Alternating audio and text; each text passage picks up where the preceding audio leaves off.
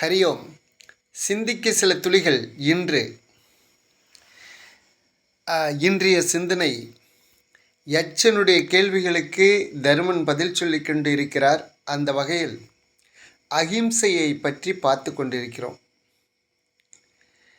போன வாரம் காந்திஜி அவர் சொன்ன அகிம்சையை பார்த்தோம். இன்னைக்கு புத்தர், இயேசு இவங்கள் சொன்ன அகிம்சையை பார்க்கலாமே. புத்தர் 48 நாள் விருட்சக மரத்தடியில் அமர்ந்து ஞானம் பெற்றதாக அவருடைய வரலாறு சொல்கிறது. புத்தருடைய ஞானத்துக்கு காரணமே 3 பேர் என்று சொல்வார்கள். ஒரு முதியவர், ஒரு நோயாளி, ஒரு பிணமாக சென்றவர். இதெல்லாம் காலத்தினுடைய கட்டாயம் என்றால், இதையெல்லாம் நாம் தவிர்க்க முடியாது என்றால், மரணத்தை தவிர்க்க முடியாது, நோயை தவிர்க்க முடியாது, முதுமையை தவிர்க்க முடியாது என்றால், அப்புறம் எதுக்கு இந்த ஆசை, பேராசை என்று அவருக்கு ஞானம் உதயமாகி 48 நாள் அவர் விருட்சக மரத்தடியில் அமர்ந்து தியானம் பண்ணியதால் அவருக்கு ஒரு ஞான உதயம் ஏற்பட்டது. அதை வைத்து கொண்டு அவர் சொன்ன விஷயங்கள் தான் புத்த மதத்தில் அதை ஒரு வேதமாக சொல்கிறார்கள். அப்படி அவர் சொன்ன விஷயம் என்ன? தலையில் இருக்கிற ஒரு பேனை கூட கொள்ளக்கூடாது, கையில் ஒட்டி கடிக்கிற கொசுவை கூட கொள்ளக்கூடாது, நடந்து போகும்போது தன்னுடைய காலடியில் எறும்புகளை கூட கொள்ளக்கூடாது.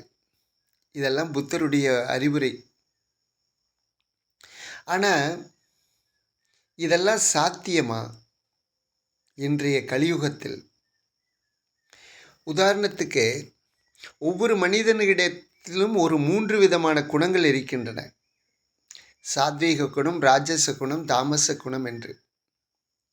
இவர் சொன்ன இந்த விஷயங்களெல்லாம் சாத்வீக குணம் உள்ளவர்களுக்கு சாத்தியம். ராஜச குணம், தாமச குணம் உள்ளவர்களுக்கு இது எப்படி சாத்தியமாக இருக்க முடியும்?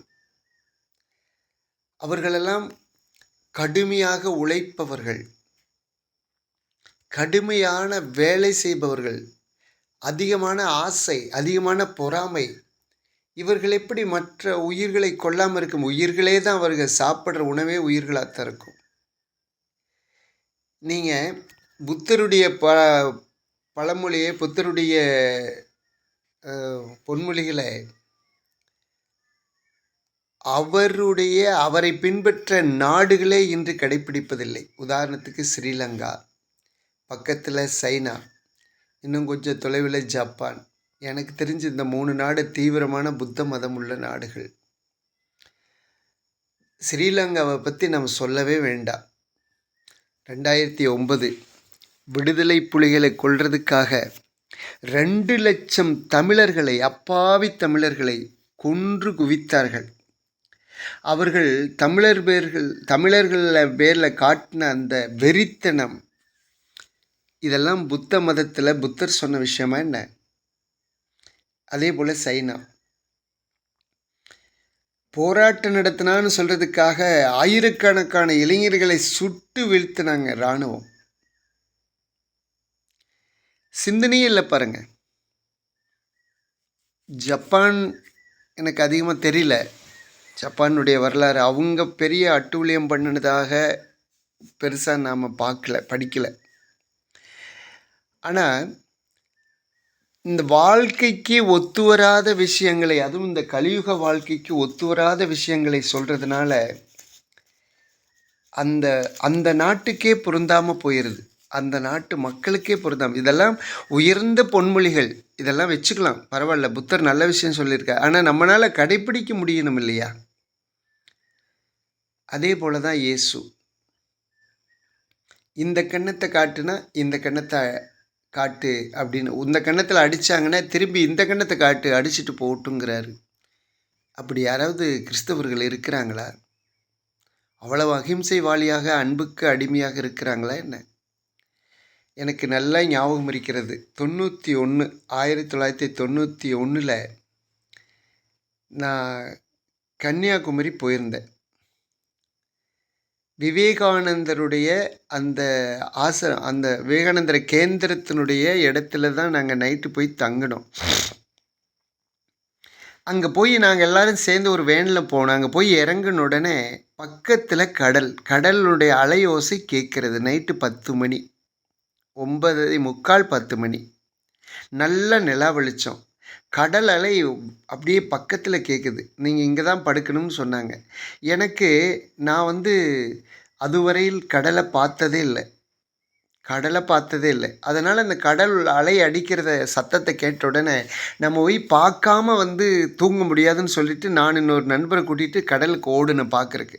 அந்த கேந்திரத்தில் இருக்கிற எங்கள் ஊருக்காரர் ஒருத்தர், அமுதசேகர்னு பேர், அந்த கேந்திரத்தில் முழுநேர ஊழியராக வேலை செஞ்சிட்டு இருந்தார். அவர் ஓடி தடுத்தார். முருகேசு, போகாதீங்க, இந்நேரத்துக்கு போகாதீங்க. எங்களுக்கெல்லாம் ஒன்றும் பயம் இல்லை சேகர், நாங்கள் காட்டுக்குள்ளே வாழ்கிறவங்க தானே, நம்மளுக்கு என்ன பயம், இதுக்காக நீங்கள் அங்கே போக வேண்டான்னு சொல்கிறீங்க, இந்நேரத்துக்கு நீங்கள் போனீங்கன்னா திரும்பி வர மாட்டீங்க அப்படி. நான் போனவன் டக்குன்னு நின்னேன். ஏன் திரும்பி வர மாட்டீங்க? அங்கே கிறிஸ்தவ மீனவர்கள் தண்ணி போட்டுட்டு தண்ணி அடிச்சுட்டு அங்கே உலாவிக்கிட்டு இருப்பாங்க. நீங்கள் இந்நேரம் போனீங்கன்னா, அதுவும் நீங்கள் ஒரு இந்துன்னு தெரிஞ்சால் உடம்புல கயிற்றை கட்டி கல்லை கட்டி கடலில் ஓட்டுருவாங்க. நாளைக்கு நீங்கள் பிணமாக முதப்பீங்க. தேவையாது அப்படின்னு கருக்குனுது. ஏன்னா அது நம்ம ஊர்லேயும் கிறிஸ்தவர் இருக்காங்க, ஆனால் இவ்வளவு கொடூரமானவங்களா இல்லையே. இதுதான் இயேசு. இந்த கண்ணத்தை காட்டுனா இந்த கண்ணத்தை காட்டுறது, அடித்தா இந்த கண்ணத்தை காட்டுறது. அதாவது கிறிஸ்தவ நாடுகள்லேயே பாருங்கள் அப்படியா இருக்கிறாங்க. இங்கிலாந்து எடுத்துங்க, அமெரிக்காவை எடுத்துங்க, ஜெர்மனி எடுத்துங்க. இதெல்லாம், இந்த நாடுகள்லாம் தன்னை மீறி எவனும் பெரிய ஆள் ஆகிடக்கூடாது அப்படிங்கிற எண்ணத்தோடு தானே இருக்காங்க. தன்னை எதிர்த்து பேசுனா அந்த நாட்டை அழிச்சிருவாங்க. இன்றைக்கி உதாரணத்துக்கு பங்களாதேஷ் அழிச்சிட்டாங்க. நம்ம அந்த முன்னால் இருந்த அந்த பிரதம மந்திரி அமெரிக்கா சொன்னதை நீ என்ன சொல்கிறது, நான் கேட்குறது, நான் என் நாட்டு விஷயத்தை நான் பார்த்துக்கிறேன், நீங்கள் தலையிடாதீங்கன்னு ஒரு வார்த்தை சொல்லிச்சு. அதனால் இந்த நாட்டையே அழிச்சிட்டாங்க பாருங்க. அதே போல் ஸ்ரீலங்கா, கொஞ்ச நாளைக்கு முன்னாடி ஈராக்கு, அவங்கள எதிர்த்தவங்களையெல்லாம் அழிச்சிட்டு இருக்காங்க. இவங்களா அன்பை கற்றுக் கொடுக்குறாங்க, இவங்களா இந்த கண்ணத்தில் அடித்தா இந்த கண்ணத்தை காட்டுறாங்க. அதனால் வாழ்க்கைக்கு பொருத்தமில்லாத சில விஷயங்களை நாம் சொல்லலாம், உயர்ந்த விஷயங்களை, ஆனால் வாழ்க்கையில் கடைப்பிடிக்க முடியாது. அப்படிப்பட்ட அவங்க சொல்கிற அகிம்சையெல்லாம் வாழ்க்கைக்கு பொருந்தாது. சும்மா புக்கில் வச்சுக்கலாம், உயர்ந்த விஷயத்த சொல்லியிருக்காரு அப்படின்னு. அப்போ எது தான் பொருத்தமானது, யார் தான் பொருத்தமான விஷயங்களை சொல்லியிருக்காங்க? சரி, நாளை பார்க்கலாமே. நன்றி, வணக்கம்.